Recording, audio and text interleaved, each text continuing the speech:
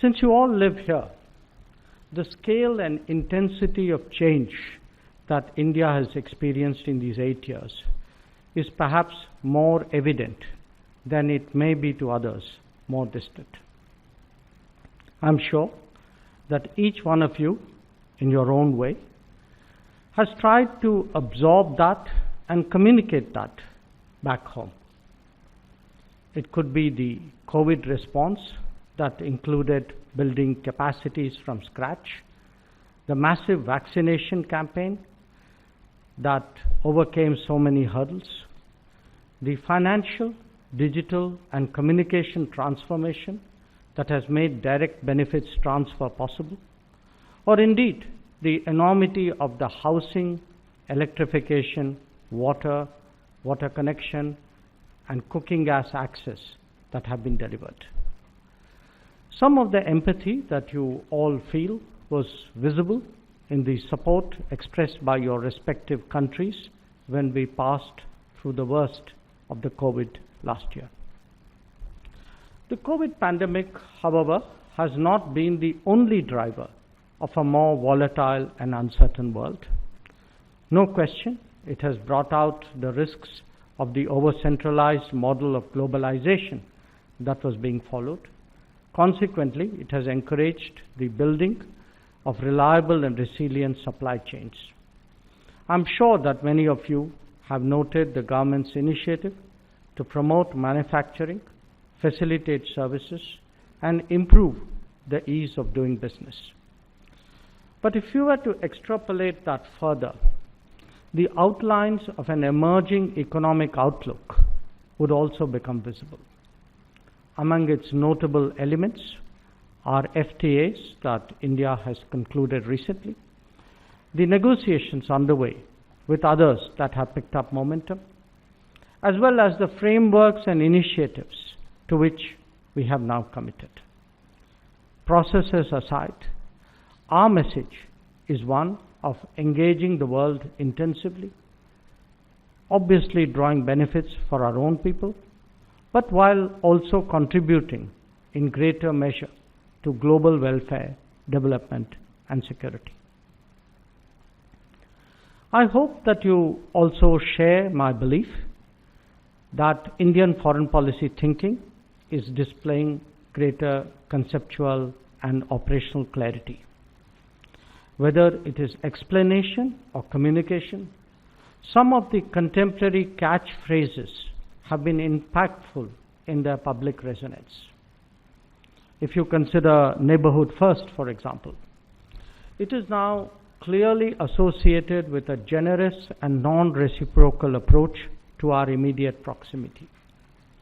We envisage India as a larger lifting tide for the entire region. Our investments in connectivity, expansion of contacts, and promotion of cooperation have also been noteworthy. Whether it was during COVID or the current economic challenges, India has gone the extra mile for its neighbors and will continue to do so.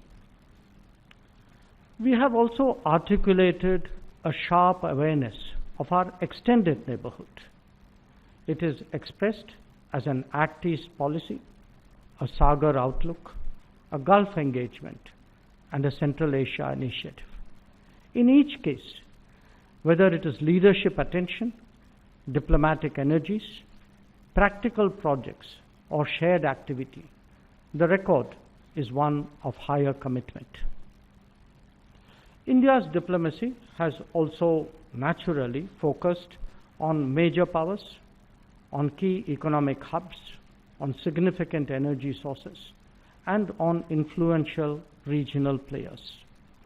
We have conducted that with open-mindedness and objectivity, practicing in foreign policy our maxim of Sabka Saath, Sabka Vikas, Sabka Vishwas. In seeking solutions to larger complicated issues, we believe in Sabka Prayas as well.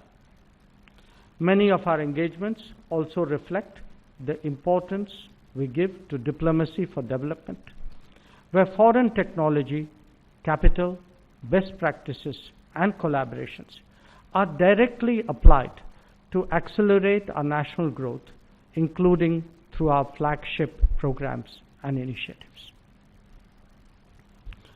The Global South has merited greater attention as well, where Africa, Latin America and Caribbean, or the Pacific Islands are concerned. There has been a spike in our engagement and activities.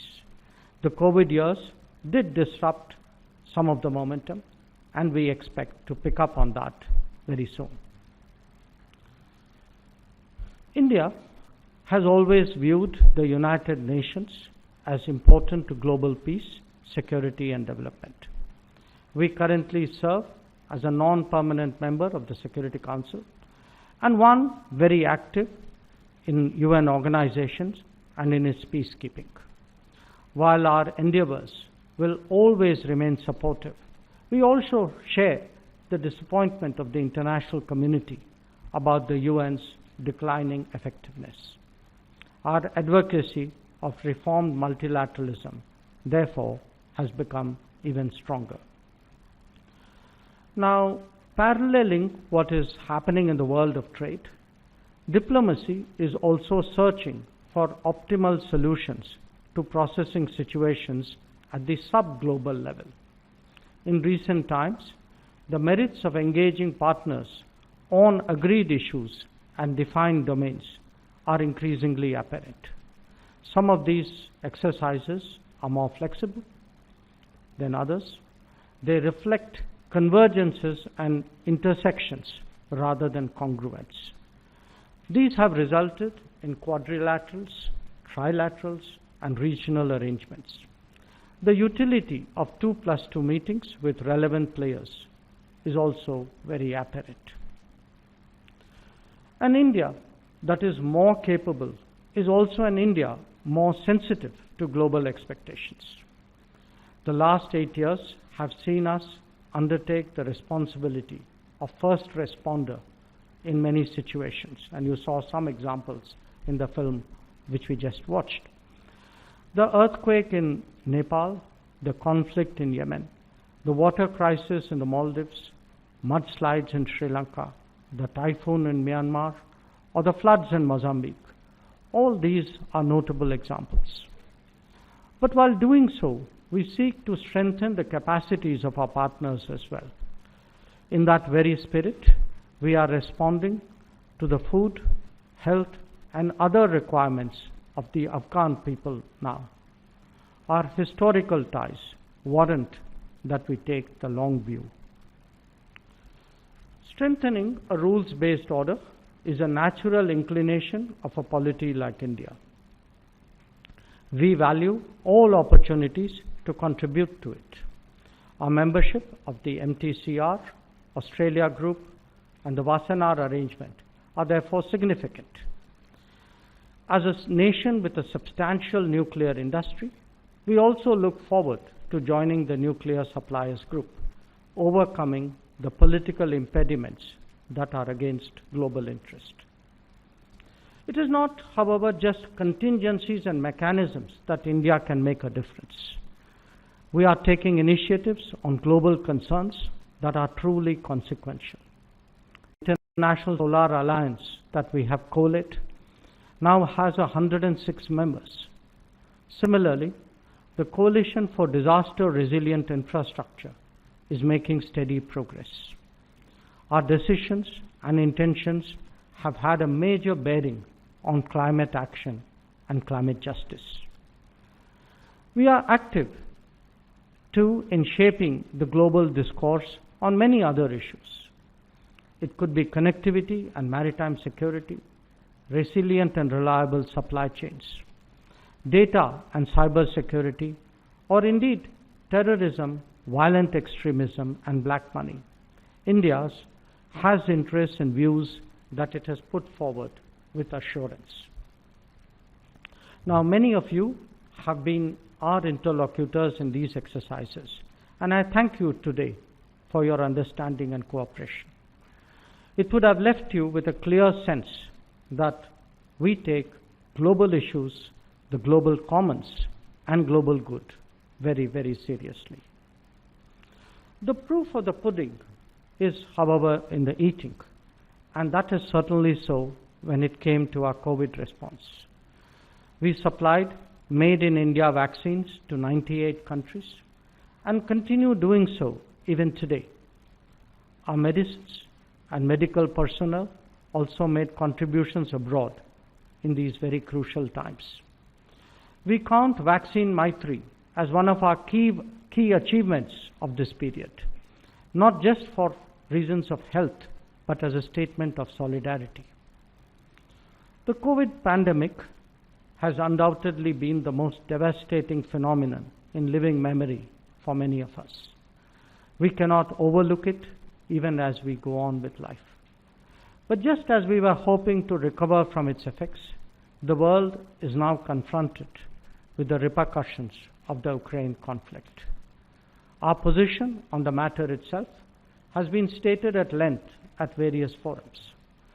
But beyond the conflict, the world today faces severe challenges in the rising costs of energy, food, and fertilizers.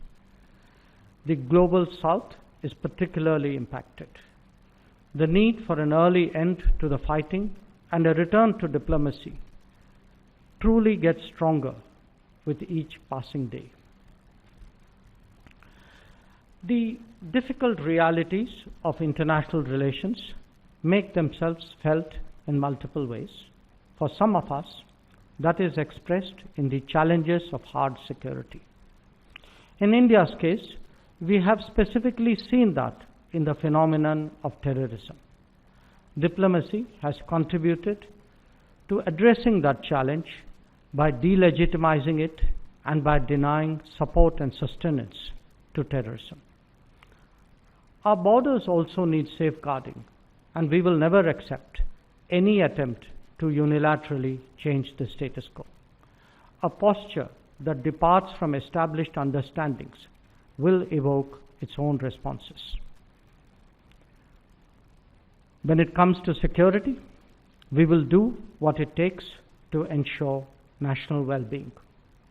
I acknowledge also the role of trusted partners who work with us to help keep India safe and secure every day.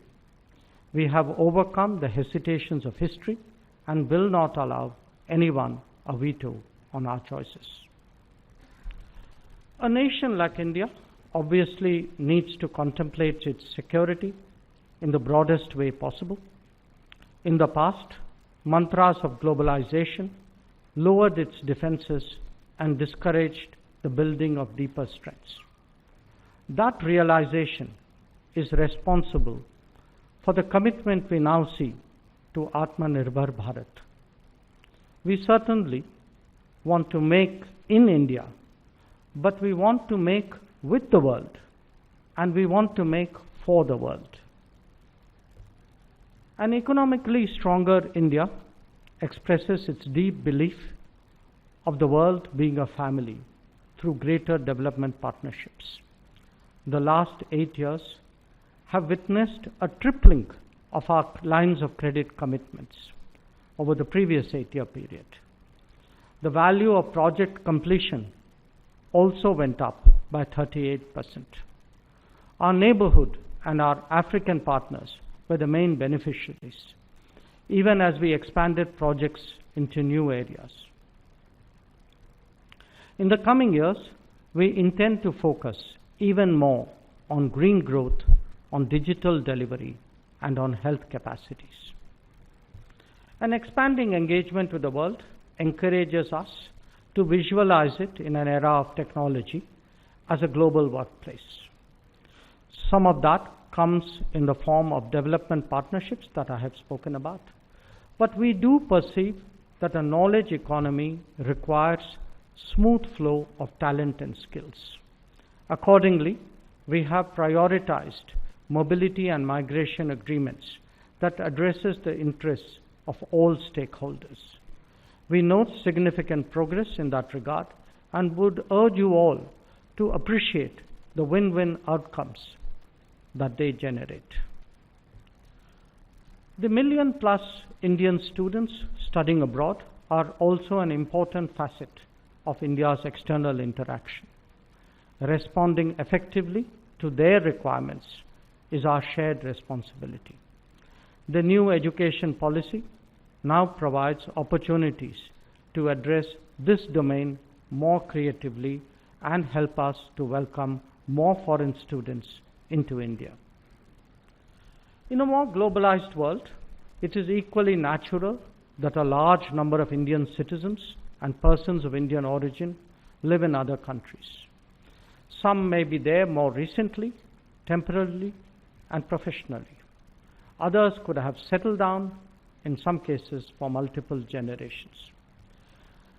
But they are a unique living bridge between India and the world and should be valued accordingly. From time to time, their interests and well-being are a subject of our conversation.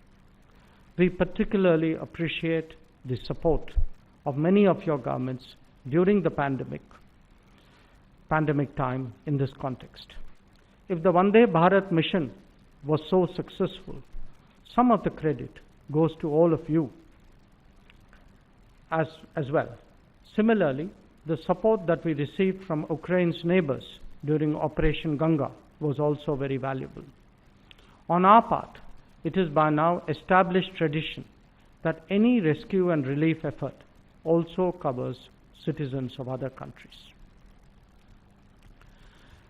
Excellencies, the changes that Indian diplomacy is undergoing is expressed in multiple ways. Some of that are in policies, in priorities, and in practices that I have outlined. But there are other steps that indicate new thinking and fresh approaches. The International Day of Yoga and the promotion of Ayurveda represent the projection of a confident culture. The establishment of a division dealing with states speaks of cooperative federalism. A technology division underlines the relevance of that domain. The opening of new embassies signifies our growing footprint abroad. Our engagements with think tanks and civil society has intensified, underlined by initiatives like the Raisina Dialogue. Indeed, our very way of assessing performance has changed, putting greater emphasis on trade, technology, and tourism. The India that you live in and report on is obviously different from the one before. It has development as its focal point, whether at home or in foreign policy. It is a daily proof that democracies can deliver. Its human development indices improve constantly, even as it rises to meet unprecedented challenges. This is a polity with an enhanced popular participation in its decision-making and greater authenticity in its expressiveness. It is one that balances its national interests with its international obligations. Appropriately, as India celebrates 75 years of independence, it seeks to do so with the world. So today, I thank you all here for your presence, but through you, I also send a message to your governments from mine, how much we value our relationship and how committed we are to enhancing further our cooperation. Thank you for your attention.